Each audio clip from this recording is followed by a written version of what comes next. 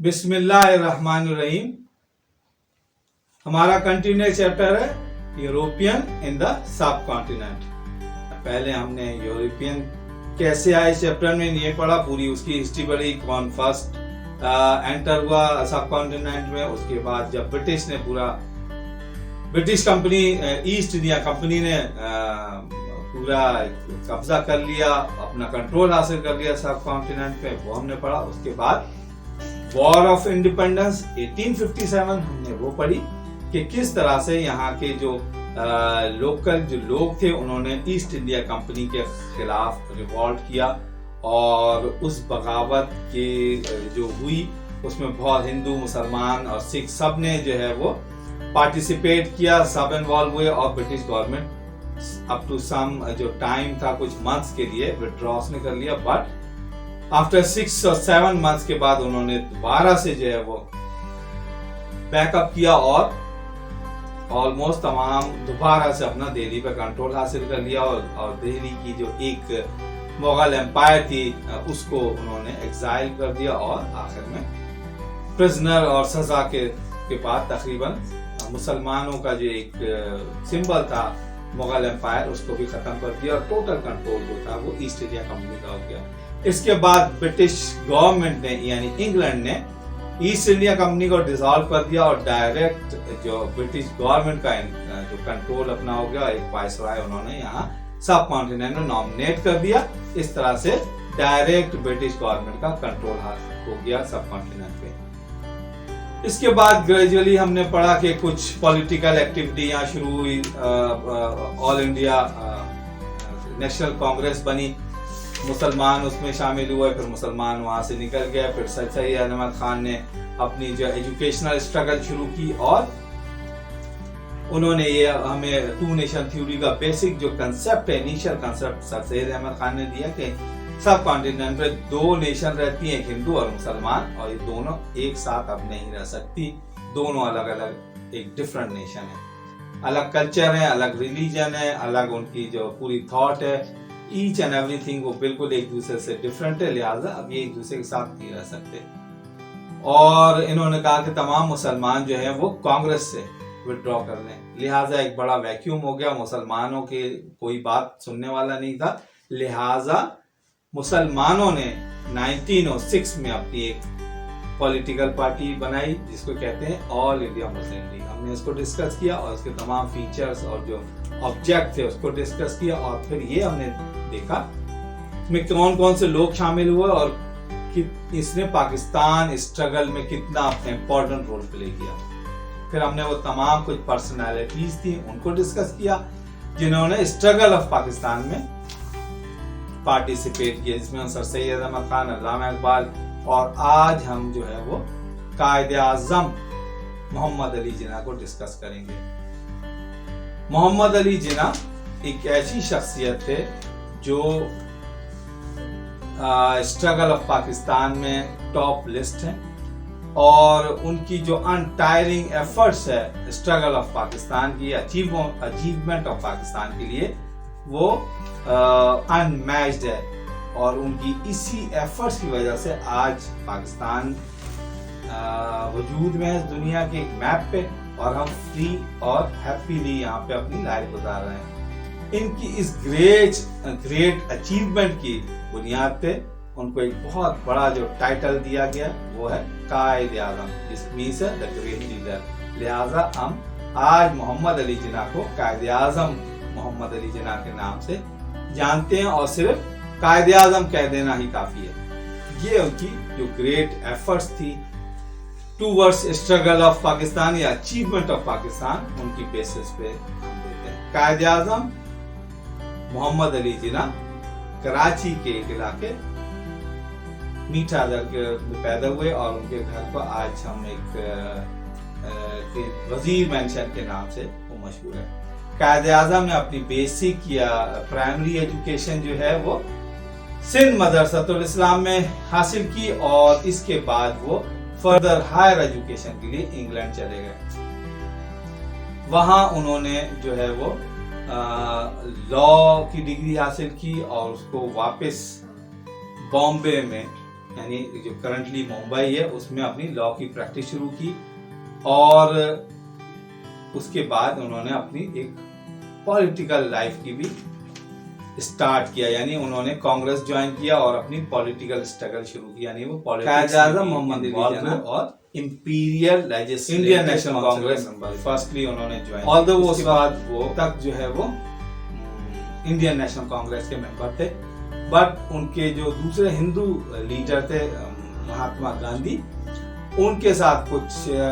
जो डिस्प्यूट हुए और वो उनकी जो कुछ एक ऐसी एटीट्यूड था टूवर्ड्स मुस्लिम जिसकी वजह से वो कांग्रेस को छोड़ के वापस इंग्लैंड चले गए, और तो वहाँ जो मुस्लिम लीग के जो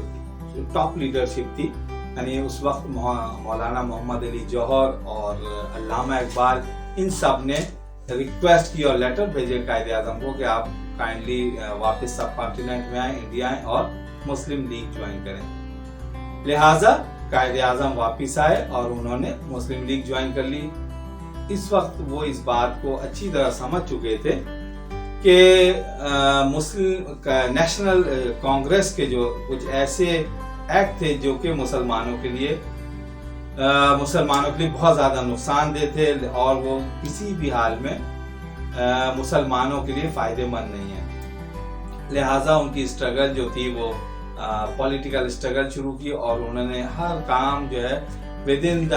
जो लॉ है उसमें रहते हुए किया और कभी भी लॉ ब्रेक नहीं किया। ये कायद-ए-आज़म की एक सबसे बड़ी अचीवमेंट है कि बहुत सारे लोग, बहुत सारे लीडर, इधर वो नेशनल कांग्रेस के हों या ऑल इंडिया मुस्लिम लीग के हों, वो तमाम के तमाम किसी ना किसी वक्त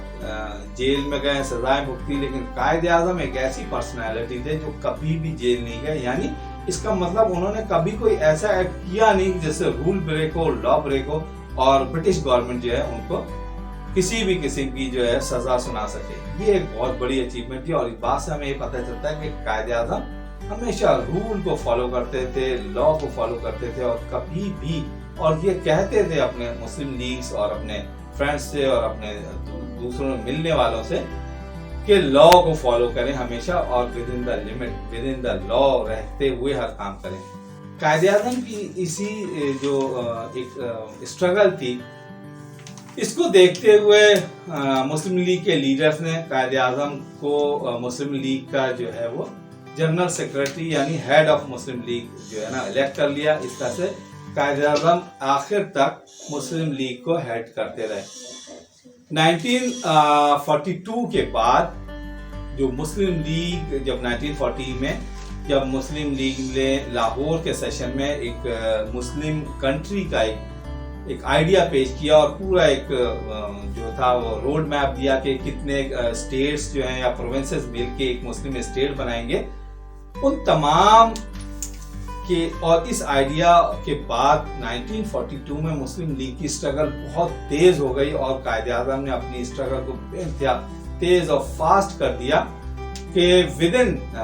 5 ईयर, यानी 1942 से हम 1947 देखें तो वो जो जितनी फास्ट स्ट्रगल इन 5 ईयर्स में हुई, यानी 42 और 47 के बिटवीन, वो लास्ट 20 और 25 ईयर में इतनी तेज स्ट्रगल, इतनी स्ट्रगल जो है इतनी फास्ट नहीं हुई जितनी कि लास्ट 5 ईयर और 7 ईयर में मुस्लिम लीग ने की, और कायद-ए-आज़म ने उसमें बहुत ही इंपॉर्टेंट रोल प्ले किया। और मुसलमानों की सेपरेट होमलैंड के लिए कायद-ए-आज़म ने कंटिन्यू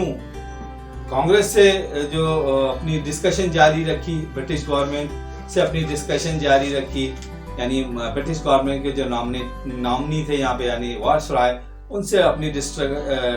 डिस्कशन को जारी रखा, और यानी एक पूरा एक फ्रेमवर्क पे डिस्कशन होती है कि पाकिस्तान या हम जब मुस्लिम होमलैंड बनाएंगे, इंडिया में हासिल करेंगे, तो उसका क्या एक्चुअली रोड मैप होगा, क्या उसका जुरिस्डिक्शन होगी, किस तरह से होगी, और किन किन बेसिस पे एक नया मुल्क मुसलमानों के लिए कायम होगा। उनके बहुत सारे जो अप्स एंड डाउन आए और बहुत सारी डिस्कशन हुई, फेलियर हुई, अचीवमेंट हुई।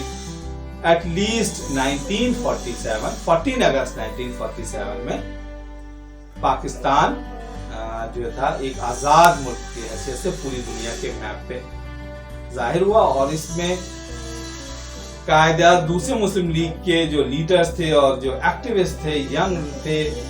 उनकी तो अचीवमेंट थी बहुत ज्यादा, लेकिन उन तमाम को पूरी स्ट्रगल को लीड करने में जो कायद-ए-आज़म ने बहुत इंपॉर्टेंट रोल प्ले किया।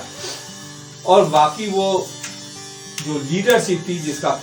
टाइटल कायद-ए-आज़म को कायद-ए-आज़म का मिला था, यानी ग्रेट लीडर, उसको प्रूव किया कि he is a great leader. वो बाकी एक ग्रेट लीडर थे और जो पूरी स्ट्रगल को बेइंतहा यानी जो इम्पॉसिबल स्ट्रगल थी उसको पॉसिबल करके गए, और यही उनकी बहुत बड़ी अचीवमेंट थी। और जो टाइटल मिला था वो बाकी बिल्कुल एग्जैक्ट सही टाइटल कायद-ए-आज़म को दिया गया था। वो पर्सनालिटी थी ऐसी कि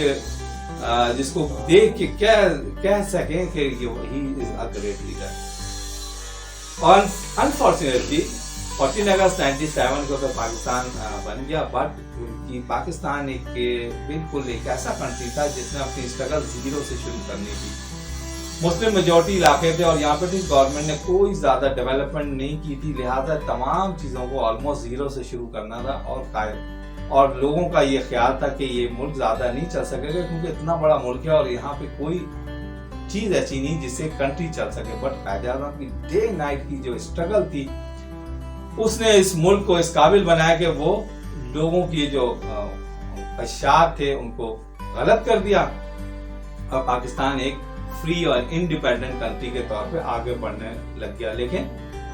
जस्ट 11 सितंबर 1948 इतनी हार्ड स्ट्रगल के बाद कायद-ए-आज़म के ऑब्वियसली जो हेल्थ थी वो खराब होना शुरू हो गई, वो बीमार रहने लगे। और लेकिन उन्होंने अपनी जो स्ट्रगल थी या जो अपनी डे नाइट जो वर्किंग थी पाकिस्तान को सस्टेन करने के लिए, उससे पीछे नहीं हटे, एक कदम पीछे नहीं हटाया। और 11 सितंबर 1948 को कायद-ए-आज़म की कराची में डेथ हो गई। तो इस तरह से आज हमने अपना ये चैप्टर इसको कंप्लीट किया। अब हम अपने नेक्स्ट लेक्चर में इसकी जो एक्सरसाइज है वो हम शुरू करेंगे।